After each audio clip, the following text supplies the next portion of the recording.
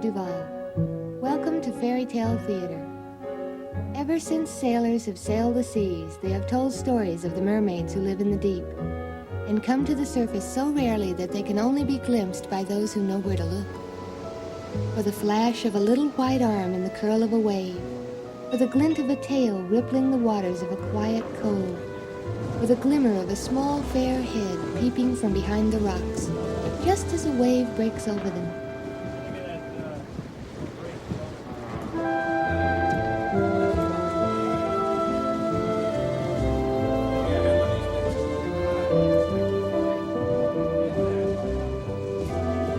Then she is gone, and the sailor is left to wonder.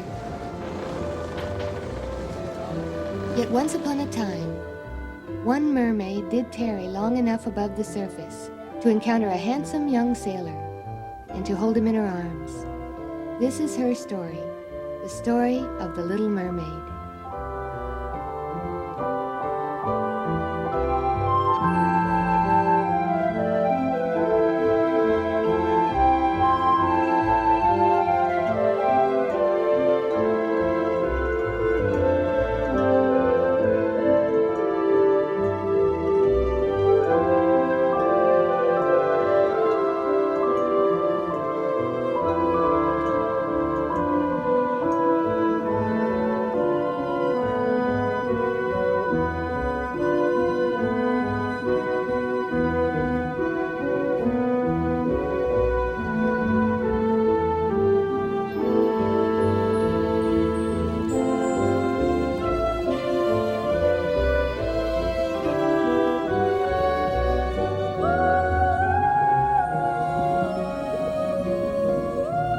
Far below the waves, in the deepest part of the ocean, lived a little mermaid. Her name was Pearl, and she was my youngest daughter, the daughter of King Neptune.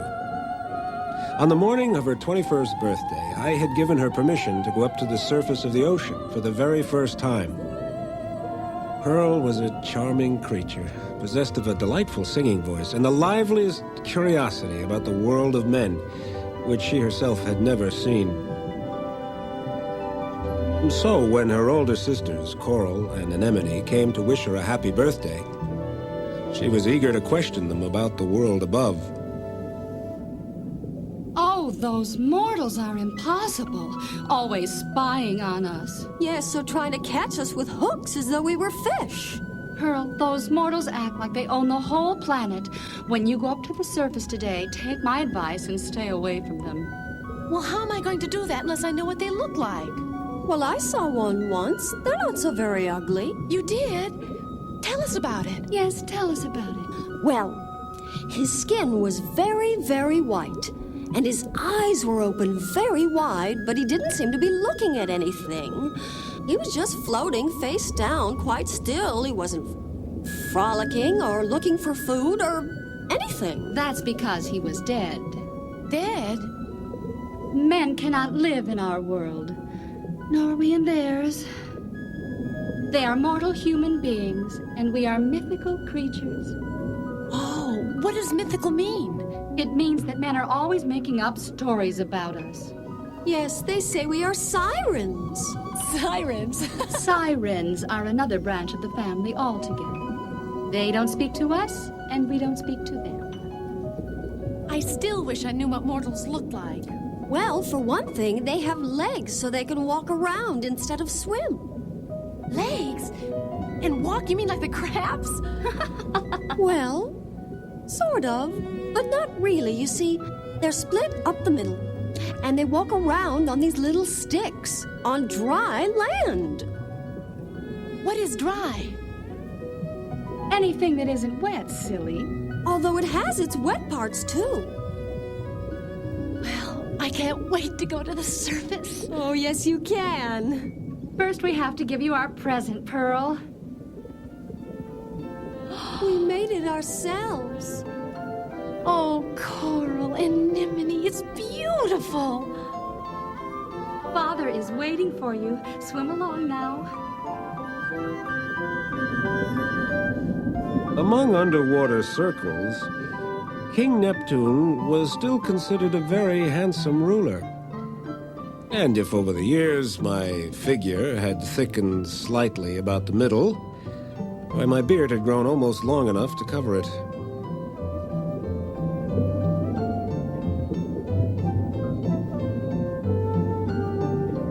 Good morning. How's the birthday mermaid? Well, I'm finally on my way up to the surface. Not so fast, my little pearl. For some reason, this reminded me of you. Oh, Father, it's beautiful. I'll never take it off. Now you can be on your way. But remember, you must return by sunrise tomorrow. Father, why can I only stay for one day? A lot can happen in one day. I know, but I've waited so long. I know. When I was your age, I felt the same way. But you want to live to be 300 years old? You must learn to move a little more slowly. The world of men can be very dangerous. Oh, I know all about the world of men, Father, and their hooks. Hooks aren't the half of it, my dear. But I suppose you must find out for yourself. I know I did. Only promise me one thing. You must never forget that this is your home. This is where you belong, little pearl of my heart. I promise, Father. That's my good little mermaid. The little mermaid bade her father goodbye and swam upward toward the light. She knew that the big ball of fire that hung in the sky above the ocean was called the sun. Today, she would see it for the first time and feel its warmth.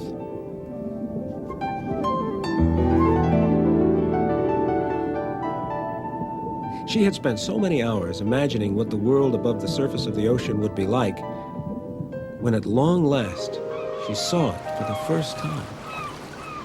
She could hardly believe her eyes.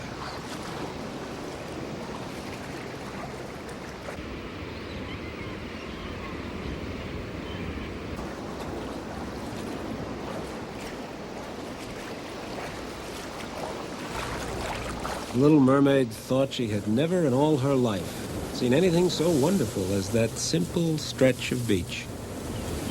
And then she saw him.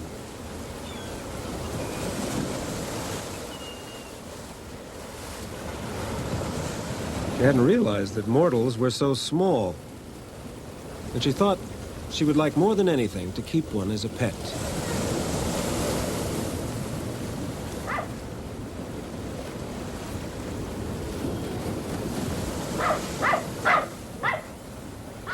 Frightened by the small, furry creature that made such fierce sounds, she swam farther out to sea.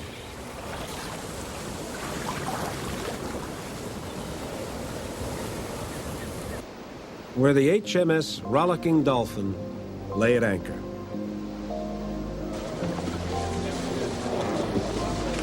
All right, me I want everything ship-shape and Bristol fashion by 8 bells. Belay that, you lubbers! I want you to gudgeon the brace bumpkin to the whisker boom and leach the boat rope to the cringle head, or I'll streak every man jack of you from the forecastle to the poop deck.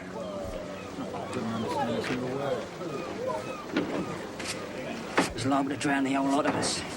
Well, don't tell me an old sea dog like you was afraid of the water. Oh, no, water's all very well in its place.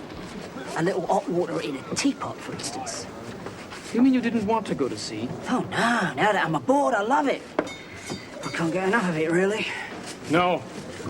There's nothing like the Navy. The sea air, Seasickness, exotic ports of call, the bad food, the constant back-breaking toil, the excitement of a storm at sea. the danger of being swept overboard in an hurricane. Marvellous, really, isn't it? Marvelous. Marvelous. Of course, it's different for you, Your Highness, what with you being prince and all. What do you mean? Well, the fun's over, isn't it? And no more carefree sailor's life for you. I mean, you have to go back to the palace and bore yourself to death, sitting in the lap of luxury while gorgeous naked women pop peeled grapes into your mouth. Poor lad, it's hard, dreadful hard. But it is my duty. The sun was already dropping into the ocean when the Little Mermaid reached the ship. She knew it for what it was, for since her childhood she had seen the shadows of other ships as they passed over her underwater home. Now here was just such a ship, peopled by living, breathing mortals.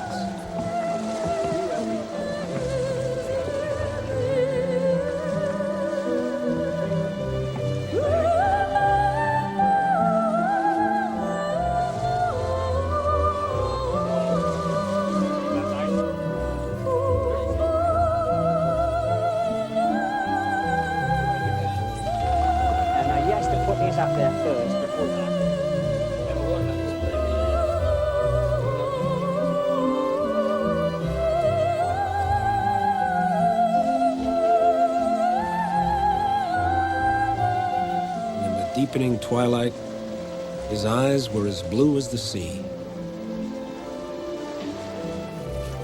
And when she looked into them, the little mermaid lost her heart. Yeah, give us a hand then, will ya?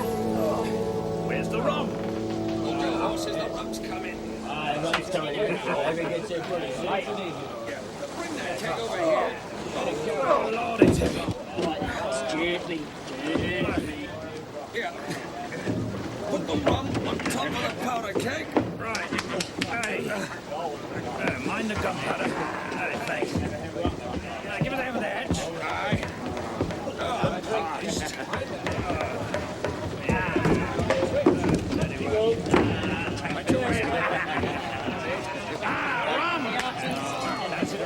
It's a fair night.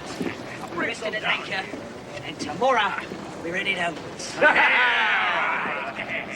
the only decent thing for a God-fearing Christian sailing man to do is get righteously polluted. All right, men. All right. Stand back, men. Stand back! These fireworks have been imported for your enjoyment by me, your captain, at great personal trouble and expense. And I want every man jack of you to say, ooh, or I'll know the reason why. Ooh! Not yet! Ah. No! Ooh!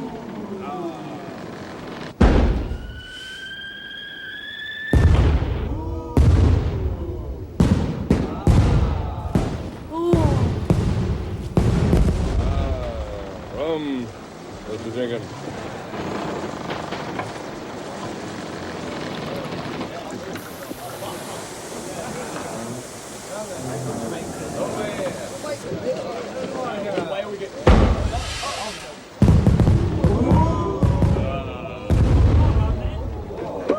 He loves fireworks, he does. He should have been born in China, and that's a fact. Give us a dance, Mr. Jenkins, won't you? Come on, pass the rum.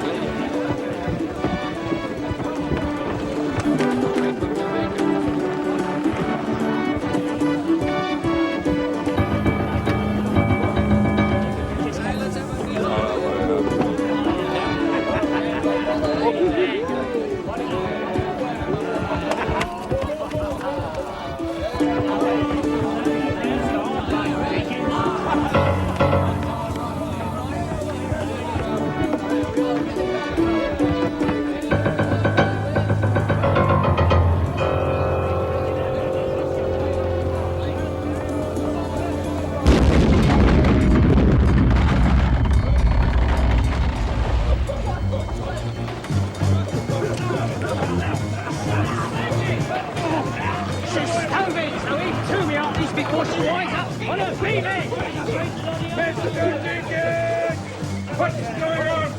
I demand to know the meaning of this. You and your fireworks have gone and blown up the old bleeding ship. I beg your pardon, sir. Nonsense! How can you say such a thing? You asked me, sir. Abandon ship! Wait! Stop! Only the captain can give the order to abandon ship, and I gave no such order! Abandon ship!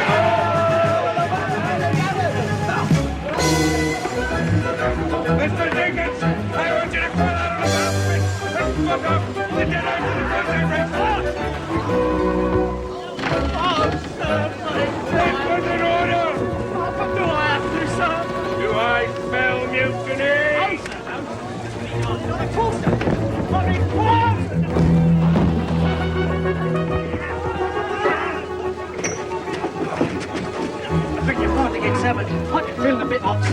nonsense!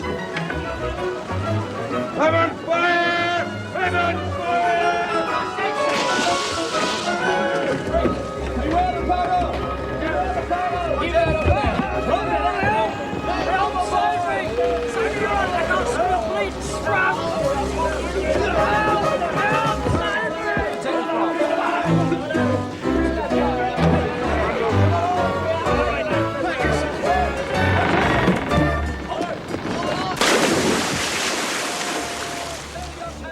For a moment, the Little Mermaid was delighted that the handsome young sailor was coming to join her. But then she remembered. Only if he were dead could he visit her father's palace. No, he must not die.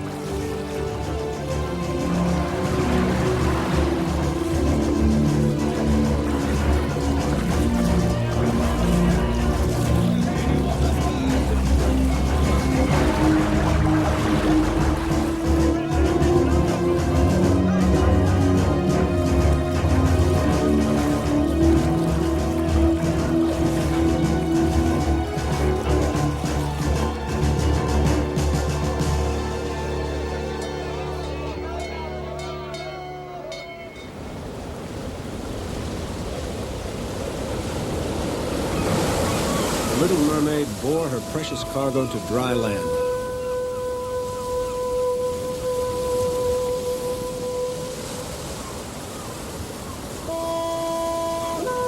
She was determined to save him.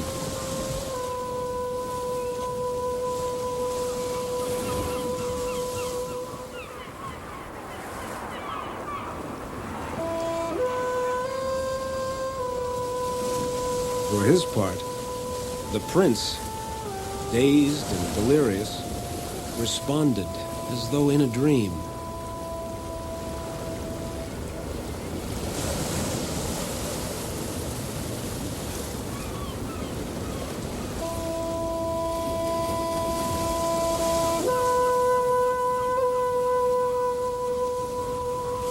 By now it was long past sunrise. And the Little Mermaid did not know what would become of her if she disobeyed her father and remained above the surface for another day. Sadly, she returned to her undersea home.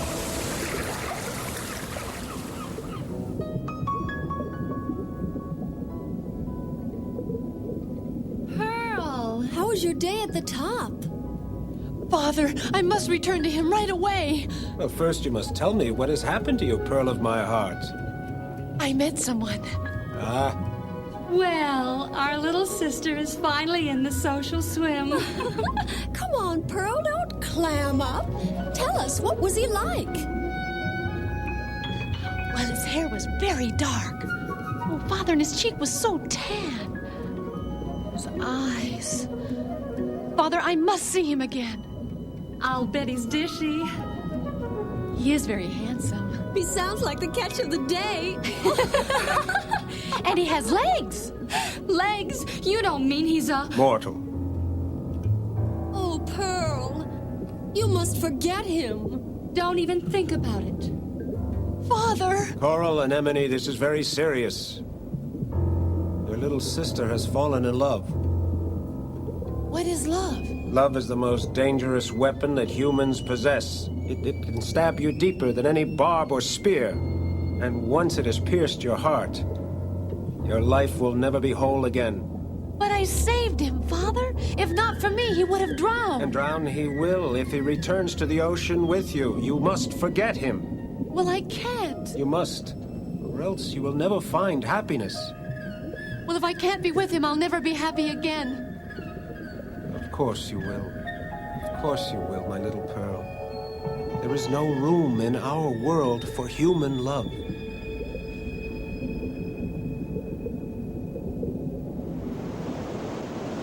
Asked about the ship that was wrecked in the bay here last night. Dreadful catastrophe. So I've heard. Very thought makes me feel quite safe. Yes, but what a relief that almost all the sailors were saved. What a daring rescue. Or so I've been given to understand. Very thought gives me palpitations. Oh, yes, a girl could positively faint away from all the excitement going on around here. If she could only get to see some of it for herself. Oh, sea shipwrecks. Meet sailors. Your Highness, very thought makes me feel quite pale. Hello. I think something's finally about to happen.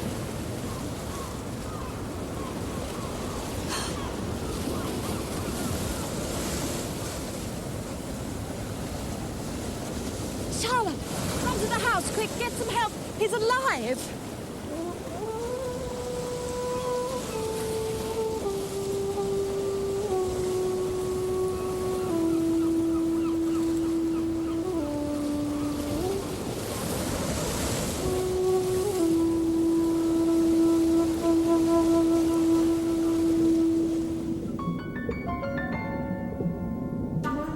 Despite my warning, Pearl was determined to see her beloved again. Plucking up her courage, she went in search of the Sea Witch, a mysterious sorceress who inhabited a shadowy domain somewhere between the sea and the air.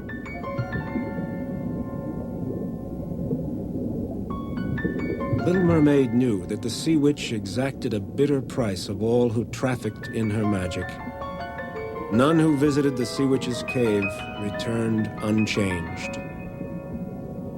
And some never came back at all.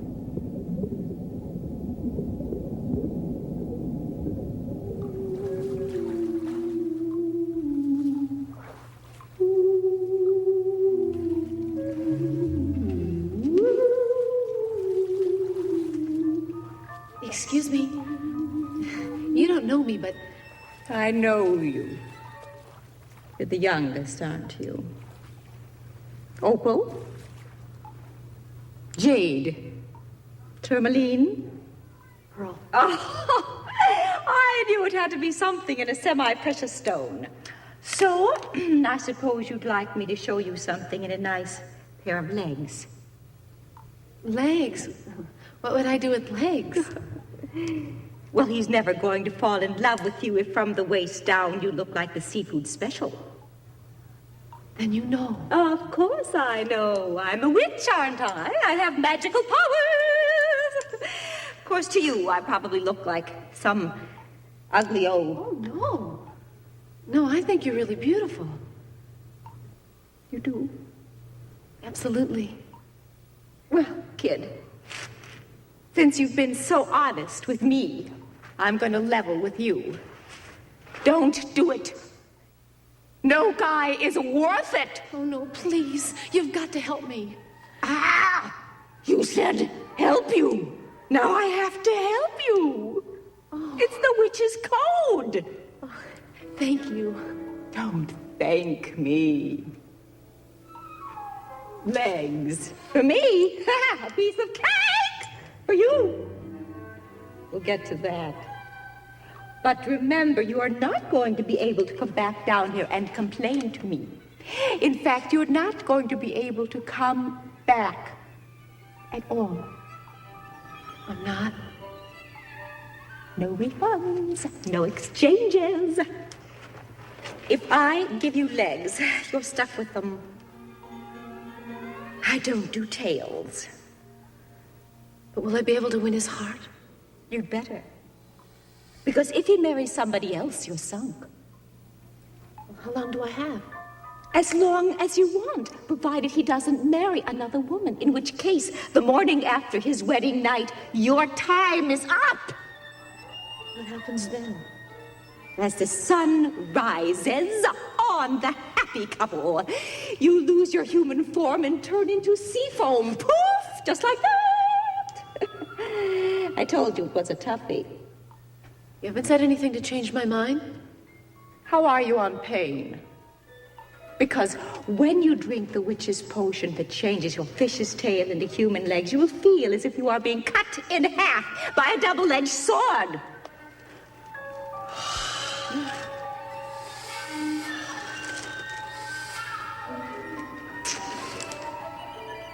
After that, every step you take will be as if you are treading on sharp knives. Don't look at me. I don't make this stuff up. I will endure all that. If only I can just tell him how I feel. Ah! Oscar, talking is out, excuse us. When you are in your human form, you will not be able to speak. Why? Rules of the game. You want something, you'll have to give something up in return. Besides, I'd like a new singing voice. You're going to take my voice from me? I told you I'm a witch! I may look like your mother's bridge partner, but I am not joking around here. I'm frightened. Good. Go home, why don't you? Find yourself a nice young merman and forget the whole thing. I can't. I love him. I was afraid you were going to say that. Well, honey, you are in deep trouble. You found out what love is. I know that I feel it, but what is it? Love is a disease only humans catch. Somehow you caught it. And when you caught it, you can never be rid of it. Here's the potion.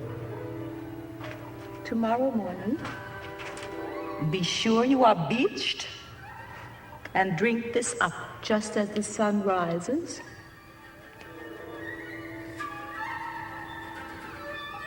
Thank you.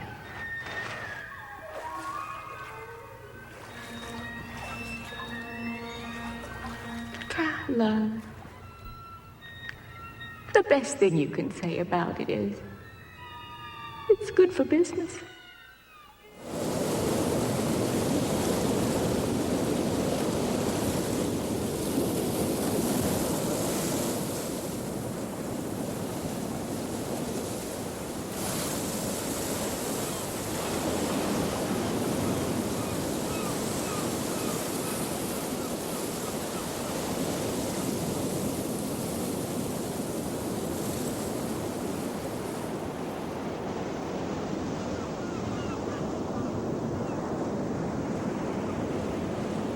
You know, it's really rather ironic my running into you like this. My father's been trying to get me to meet you for years. He has this silly idea that two people who are going to inherit neighboring kingdoms ought to, you know, have an awful lot in common. That's an astonishing coincidence. Do you know, my father thinks exactly the same thing. Yes, he has this silly idea that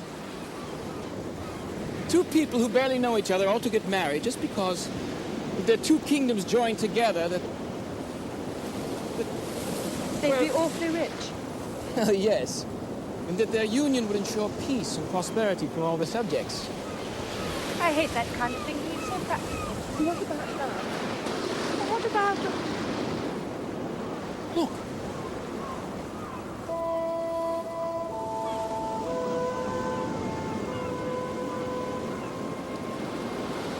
This is exactly where I found you. That's strange. Poor creature.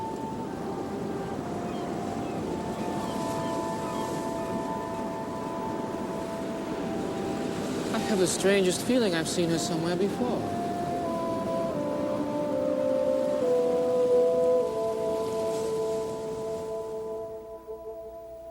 You know, she's really rather lovely asleep like that.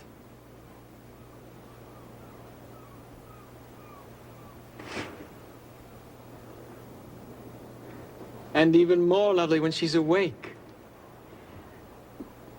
And how are you feeling this morning? Oh, poor thing. I don't think she can speak. Emilia, I believe she can understand what we're saying. You can, can't you? I wonder where she's from. Are you very far from home? Andrew, she's not deaf. Oh, no, quite. Are you quite alone in the world? With no one to look after you? Do you wish to remain here with us? Just until you're feeling better, of course. Then so you shall. This is Princess Emilia, and I'm Prince Andrew. Oh, no, don't try to get up. Please, not until we fetch you something decent to wear. No, Andrew, you stay here and look after her. Yes. Well. Breakfast, thank you. I hope you like breakfast. It's my favorite meal, actually.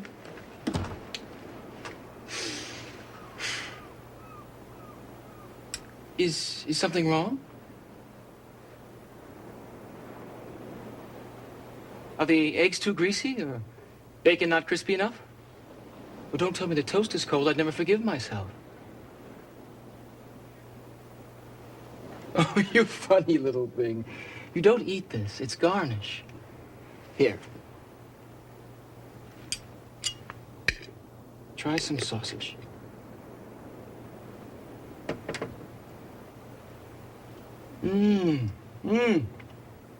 Delicious.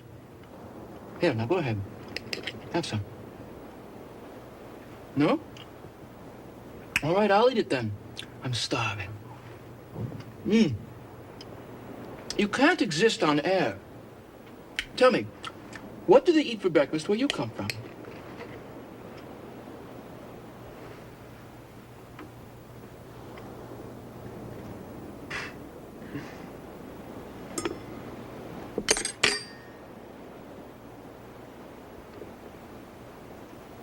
Fish.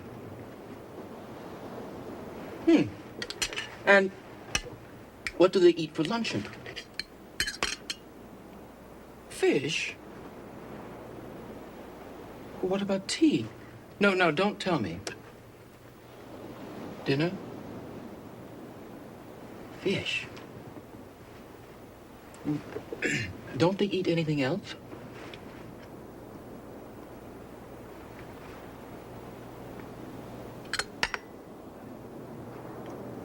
Clams. And oysters. How extraordinary. You really are quite the little sea sprite. We shall have to find you a name. Yes, what a beautiful pearl. Yes, and a beautiful girl, too. Girl. Pearl.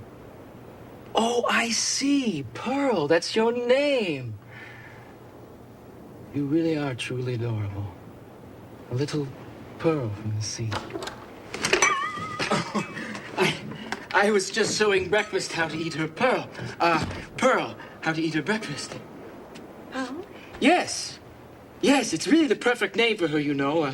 Her being so rare and precious and coming from the sea and everything. I mean... The sea has been uncommonly generous this week. Hello, Pearl. This is for you. Oh! Oh, yes. She really is rather precious, isn't she?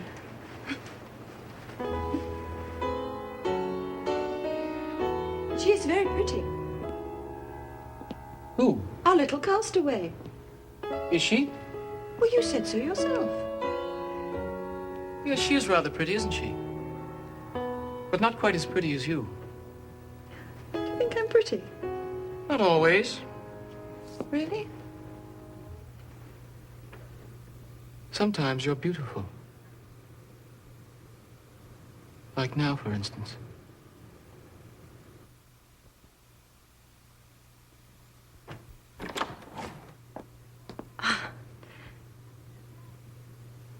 I'm so glad you chose this moment to join us. Don't tell me this elegant young lady is the bedraggled little waif we fished off the beach yesterday. It is quite a transformation, isn't it? From sea urchin to a... What would you say she reminds you of? A little elfin creature. Not quite of this world. Like a little mermaid, perhaps? Yes, exactly. Emilia, why don't you play something for us?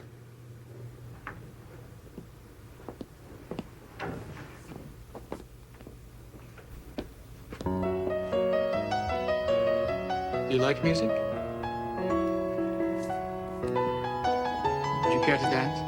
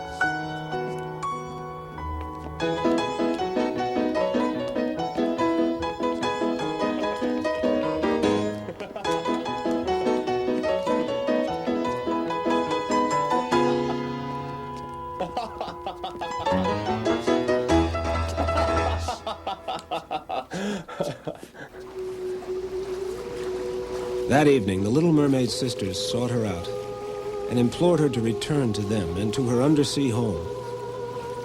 But the Little Mermaid knew she could never join them.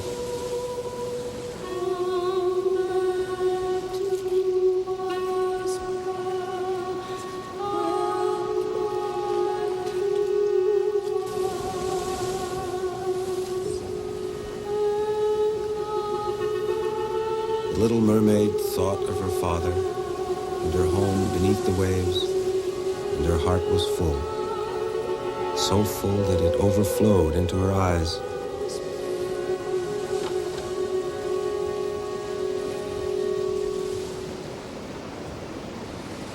Did you hear singing just now? What's this? Are these tears I see?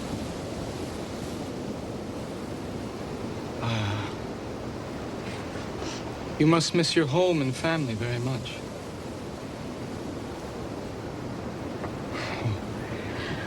Poor little waif. Don't cry. Look at your pretty face all wet.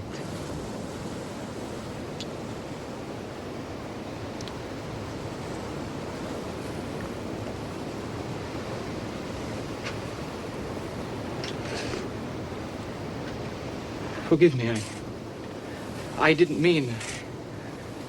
I mean... You know what I mean. I'm sorry. Excuse me, I must go. Though touched by her innocence and beauty, his heart and hand rightfully belonged to the Princess Emilia.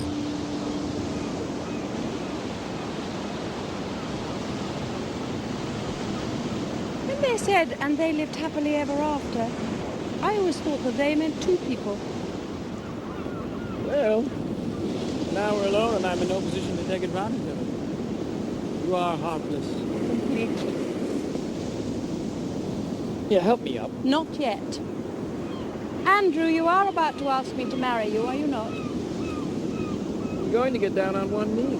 Then I may as well tell you that I'm completely resolved to accept. Oh, dearest Emilia. Can we shall be blissfully happy? Despite the fact that we are fulfilling our parents' fondest wishes? Yes, despite that. Dearest Andrew. I expect it's inevitable that once in a while we shall have lovers' quarrels. Yes, I expect so. And then we shall kiss and make up. Perhaps. Well, let's practice.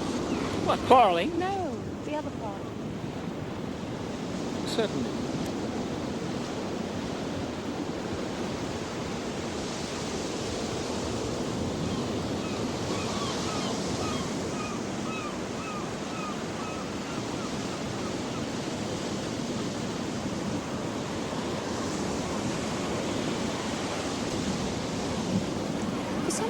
almost drowned. Pearl doesn't seem at all afraid of the water. Perhaps she really is a little mermaid. Well, in that case, there's just one thing to do with her. I mean, her, please.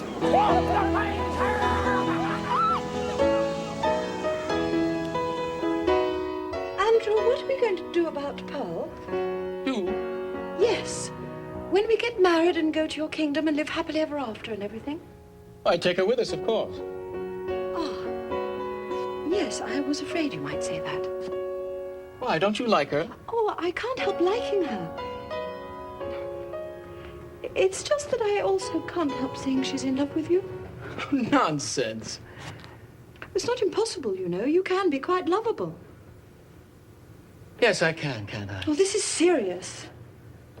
Emilia, are we having one of those little lovers' quarrels you spoke of?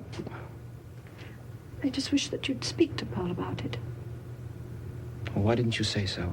I will go and speak with her at once. Oh, poor Pearl. If you didn't love me, I'd be heartbroken.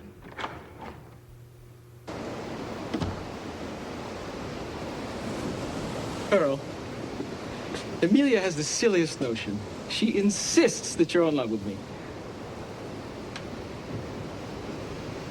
You are.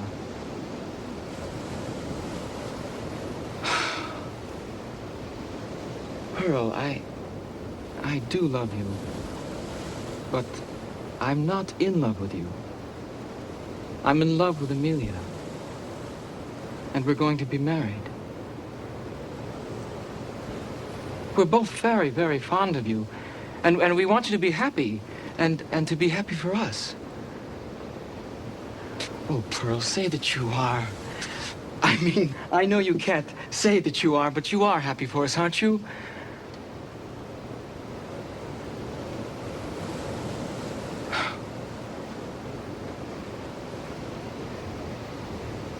You're sure to find someone else.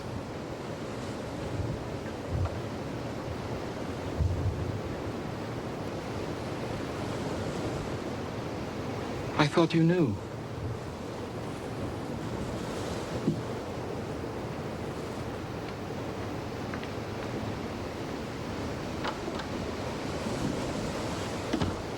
The little mermaid felt as though her heart were breaking.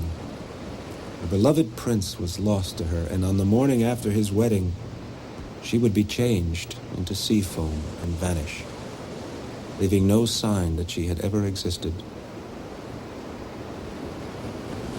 The wrecked ship had been salvaged from the shallow waters of the bay and newly outfitted for the return voyage. For the Little Mermaid, the day of the wedding passed as in a dream. It's too bad the captain's retired from the Navy. He would have hated to have missed your Highness's wedding. He loved a wedding almost as much as he loved fireworks. But he's happy now. He's been put in charge of a munitions factory, so now he can go and blow things up to his heart's content. Now, without further ado, I pronounce you man and wife. The groom may now kiss the bride. The lucky devil.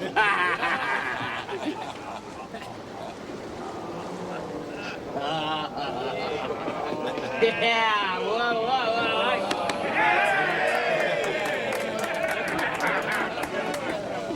Well, now the only decent thing to do is party.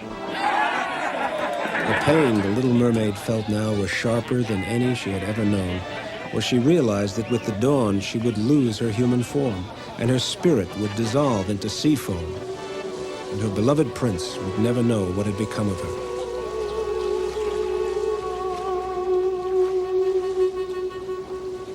Pearl, listen to us. We went to see the sea witch. She made us give her our hair. In return for this knife. You may still come back. All you need do is kill the prince. Pierce him to the heart. And when his heart's blood spills on your human legs, they will change back into a tail. And then you may return to us and your undersea home. Come back to us, Pearl. Pearl,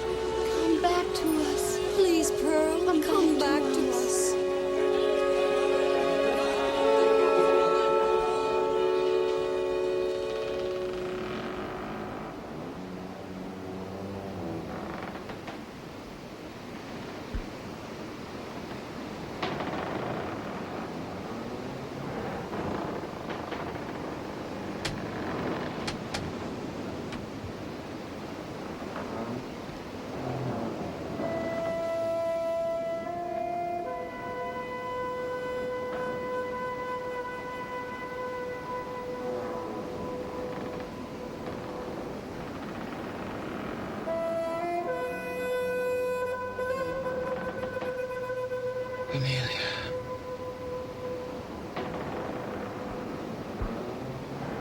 The Little Mermaid lost all hope of capturing the love she had risked everything to win. Yet, even to save her own life, she could never harm her beloved prince. She felt her human body vanishing, becoming transparent.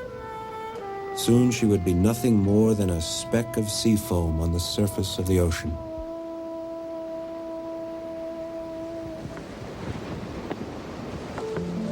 And yet the Little Mermaid did not vanish, did not turn into a speck of sea foam.